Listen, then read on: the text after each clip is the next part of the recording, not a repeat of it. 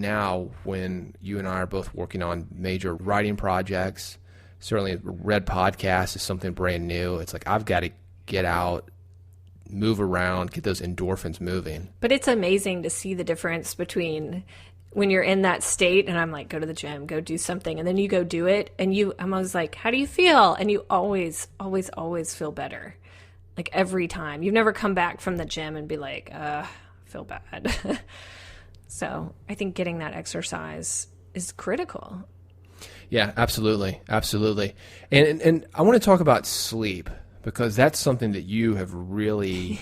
I love sleep. Yeah, well, you've gotten me on the sleep pattern. Coming from a music business background, as you can imagine, as I said earlier, it's not uncommon for these shows to go on till 2, 3 a.m., and musicians are traditionally night people, and in that kind of environment, I became a night person.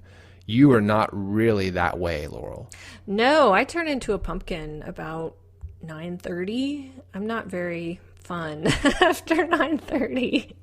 10 o'clock, I'm like, all right, it's time to go to bed. So would you say, I think that I'm getting at least 7 hours of sleep a night, and I would say between 7 and 8. I mean, probably 7.5, 7:45 per night. You might actually even get more. That's the thing, is I've always needed more sleep. I'm always like the 9-hour person. And, studies say, oh, you need 8 hours of sleep or 6 to 8 hours or whatever. It's whatever works for you.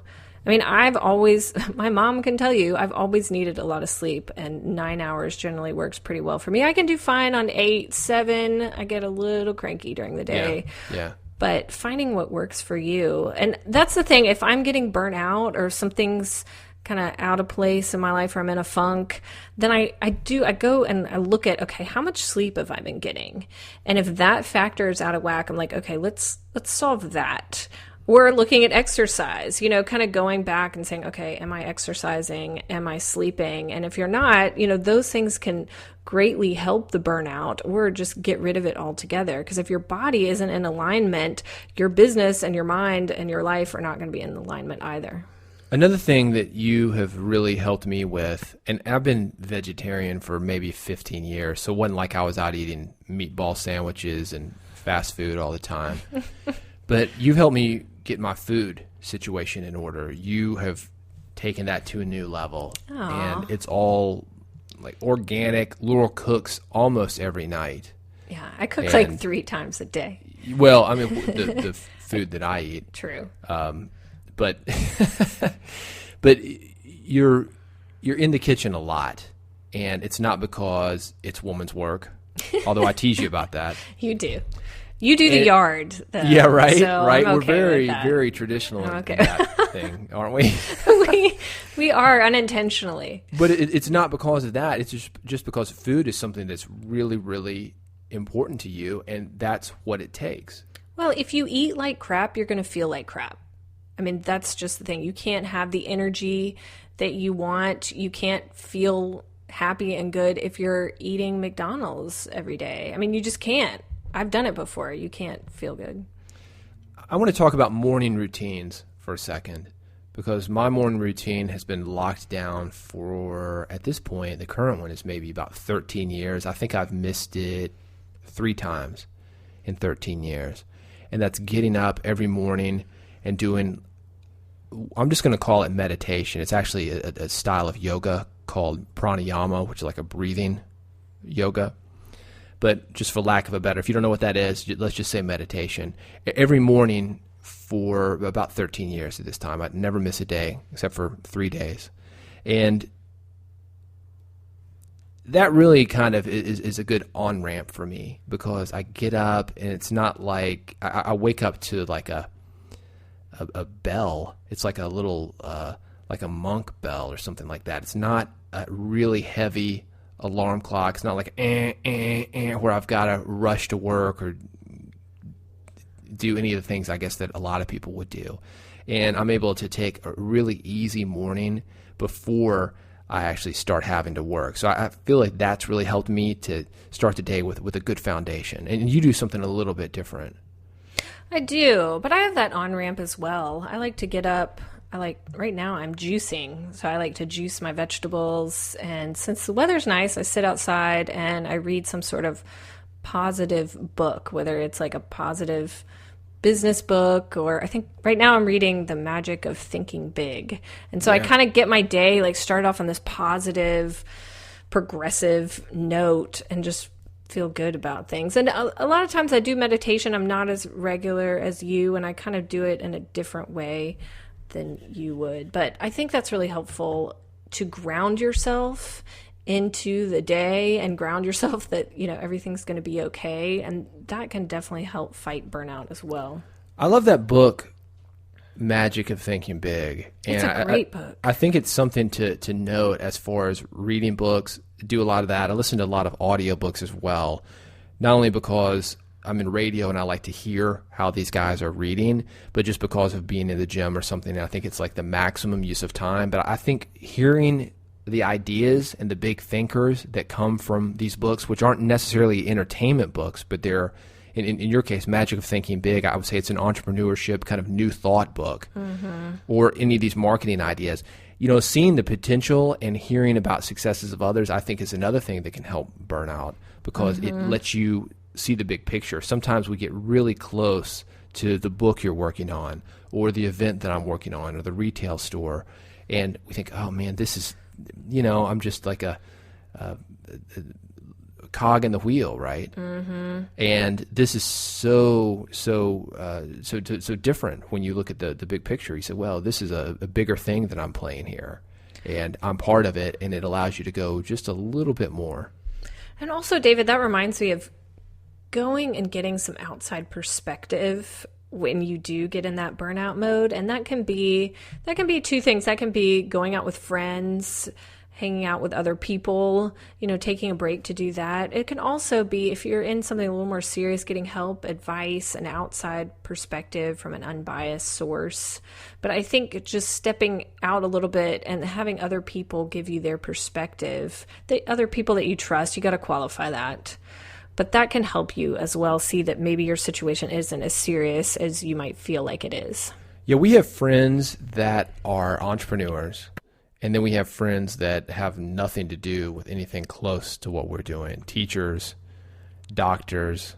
And it helps to hang out with both. Yeah, totally, because sometimes hearing what they're going through and just seeing what they're going through in their lives can help you really, again, appreciate what you've got, and it just lets you hang on just a little bit more. And lastly, I want to say, I think burnout is a time for you to reevaluate what's going on. Again, I said before, it doesn't mean that you have to completely ditch your business that you're working on and pick something else for your life like you and I did, David. But I think it does mean it's time to reevaluate either the habits that you have in place in the present moment, the amount of work that you're doing, how you want your life to look, how you want your business to look. Is this the business that you want it to be? And things like that. I think it gives you the opportunity to do that. So I would definitely recommend, you know, looking at it from that perspective is like, what can I learn through this burnout? Yeah, one of those things, maybe, we talked about it a little bit earlier in the episode here, is that maybe what you're doing isn't what you should be doing. Sometimes, and that's maybe another episode that we need to get into, when to leave something behind. Yeah. But sometimes burnout is just a sign that what you're doing isn't really what you should be. I really believe when you're doing, a lot of people use the word calling. I'm not sure if I would go that far, but when you're doing engaging, exciting work, that it's energizing. Not to say that you want to do it all the time. I think we all need to. I have what I call a pulse, where I'm on it and then I take a break from it, and I'm on it and then I take a break from it. But if you are in a situation where the work is just never engaging, it may be a sign that it's time to move forward. True. And real quick, you talked about pulsing. What I do that works better, I'm not a very good pulser, but I like to take at least one day off a week. And if you're employed right now, you're used to weekends, so that makes sense to you. But in my previous businesses, I've worked 7 days a week. And that can lead to burnout mode. So I take at least 1 day a week off. And also I think planning vacations and longer breaks is what's really going to help you, if you take those regularly, prevent burnout in the long run. Yeah, we should add that we do at least a couple times a year. That's what we've been doing so far. We probably need to add more, honestly. Mm-hmm. I agree. We're in the process of planning now. And, I don't know if it was the last time, but I remember going, we go to, we'll call it a mountain home. And it's in a rural area, and there's maybe internet there for entertainment, but we're not watching the news. We don't really watch the news much at all anyway. No, we don't even have our TV hooked up. Yeah, I think that says something about burnout. Although, to take it back to the earlier part of the episode, being in the gym, there's 1,000 TVs hooked up, and even in the locker room, and there's all sorts of tragedies. And a man was on his way to kill somebody, and he got killed. That kind of news. Oh no! So, but I think being isolated from that, and we know when big things are happening, but I remember going on vacation when the Sandy Hook shootings happened, and we came back, and it was like, wow, all this happened, and the whole country is just like into it, and we were not fazed by it at all because we just didn't know. Mm-hmm. And that can be scary for some people, but I think that having that general attitude, not that you don't want to know when something major happens, but sometimes getting into the ups and downs of CNN and Fox and all this crazy news that's happening around you that really isn't affecting you in such a big way can be a big help. It lets you focus on what it is that you need to do, and also taking a break from it. I like it. So I think the big takeaway here, Laurel, is slow and steady wins the game. Take breaks. Don't wait till you're burnout and take a big long break, but take breaks throughout the year. We take breaks throughout the day, and you take 1 day off a week. I think I need a break right now. Well, with that, it is time to end this episode of Red Podcast. This has been episode number 13. And how are we doing this? redpodcast.com/13. Oh, yeah. If you want the show notes. Yep. That'll do it. And you can go to the website, redpodcast.com. If you have questions for us, you want to contact Laurel directly, me directly, we've got information on how to do it. Or if you've got suggestions for future episodes. Laurel, that's another episode in the books. Awesome. All right, see you the next time around. All right. You've been listening to Red Podcast, Real Entrepreneur Development. Subscribe today using iTunes, Stitcher, or via RSS at redpodcast.com.